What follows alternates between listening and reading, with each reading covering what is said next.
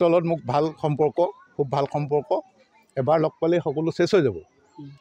কিন্তু মই তেখেতক সেইদিনানো কৈছোঁ, তেখেতেও সাৱধান হ'ব হ'ল। তেখেতৰ চাৰিওফালে কাণত ভুন ভুনাই থকা মানুহকেইজনে তেখেতৰ জনপ্ৰিয়তাত যিসকলে তেওঁলোকো সমানে জনপ্ৰিয় হ'ম বুলি যিখন জখলা বগাইছে, তেখেতৰ কাণত ভুন ভুনকৈ বেলেগক তেওঁৰ পৰা আঁতৰাইছে, প্ৰকৃত মানুহবিলাকক তেওঁৱে এদিন শলঠেকত পৰিব। মানে মুখ্যমন্ত্ৰী ডাঙৰীয়া তেখেতৰ কাণত ভুন ভুনোৱা মানুহখিনিৰ পৰা তেখেতে সাৱধান হওক। কাৰণ প্ৰত্যেকজন লিডাৰৰ ডাউনফলত কিন্তু পাব্লিক নাই, তেওঁৰ আশে পাশে থকা চাইক'ফেন্সবিলাকহে থাকে। আৰু নেতা এনেকুৱা হ'ব নালাগে যে মই যি ভাল পাম সেইটোৱে মোক সকলোৱে কওক, তেতিয়াই বেয়া। মানে সেইজনে ভাল উপদেশ দিয়াই নাই। মোক যদি চবে কয় তোৰ কথা চবে ভাল পাইছে, মই তোক ডাইৰেক্ট কম, ইমান মোক ভাল পায়নে? ভগৱানকে ভাল নাপায় চবেই, কোনোবাই বিষ্ণুক ভাল পাল, কোনোবাই শিৱক ভাল পায়। তেওঁ সেই তেতিয়াই ভাবিব লাগে। কোনোবাই যদি তেখেতক কয় যে তেখেতে 10টা কথাৰ ভিতৰত 3টা তেখেতে ভাল নোপোৱা কথাও কৈছে, জানিব যে সেইজন প্ৰকৃত বন্ধু। সেইপৰা তেখেতসকলে শুধৰণিটো আনিব পাৰিব। কিন্তু সদায় যদি যি কয় বোলে আপুনি ভাল কৈছে ভাল কৈছে ভাল কৈছে, তাৰমানে সেইজনক ডুবাই গৈ আছে। আপোনাৰতো মাননীয় মুখ্যমন্ত্ৰী মহোদয়ৰ প্ৰতি এটাই অনুৰোধ, মোৰ প্ৰতি কি একশ্যনলৈ লৈ থাকক দলীয়ভাৱে। কাৰণ মই অকল দল লৈ নাথাকোঁ, মই কৈছোঁৱেই যে বিধায়ক এৰিবলৈ মোৰ 1 মিনিটো নালাগে। কিন্তু তেখেতক আমি বিচাৰোঁ, অসমৰ মানুহে বিচাৰে, কিন্তু তেখেতে সেই ফুচফুচীয়াত কাণত কৈ থকা চাইক'ফেন্সবিলাকক প্ৰশ্ৰয় নিদিয়ক। সকলে ভুল বুজাব খুজিছে, তেখেতসকলে যি বুজে বুজি থাকক। কিন্তু যিসকলে ভুল বুজিছে, ভুল বুজি যদি মনত দুখ পাইছে, মই ক্ষমা মাগিছোঁ।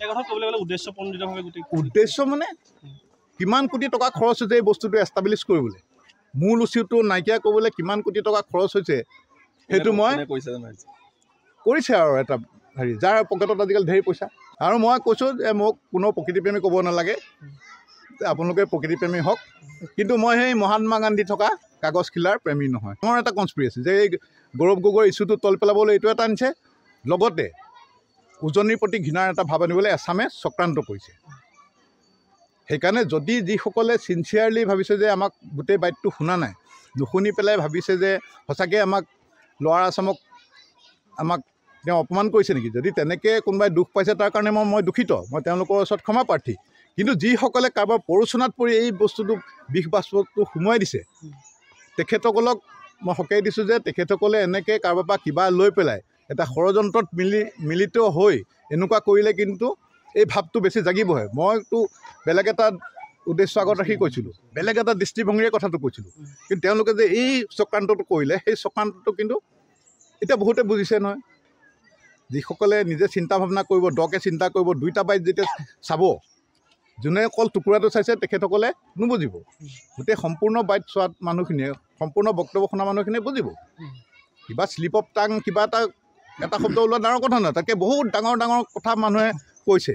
এইবাৰ নিৰ্বাচনত সকলোৱে দেখিছে কেনেকুৱা ভৰা মঞ্চত প্ৰত্যেকটো দলৰ মানুহে কেনেকুৱা কথা কৈছিল।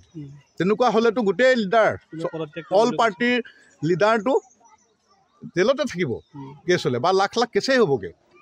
মই এটা মানে হেৰি কৰাৰ কাৰণে মোৰ ওপৰত কেছ দিছে। মই সেইটো কালি চেলেঞ্জত লাগি মই সেইটো ক'ব পাৰি নে, মই বোলে এড্ৰেছ নাথাকে জানো গোলাঘাট, আৰু বাহিৰত গ'লে কি হয় যে কোন which part Golaghat is there, আমি কওঁ যে এইটো যে আপাৰ ছাইড, তাৰমানে কয় যে নৰ্থ কয়, চাউথ কয়, নৰ্দাৰ্ণ পাৰ্ট, আপাৰ পাৰ্ট, আমাৰ নকয় যে নৰ্থ ব্লক মানে নৰ্থ বেংক, তেনেহ'লে তাৰমানে আমি ক'বই নোৱাৰিম মই ক'ত ঘৰ।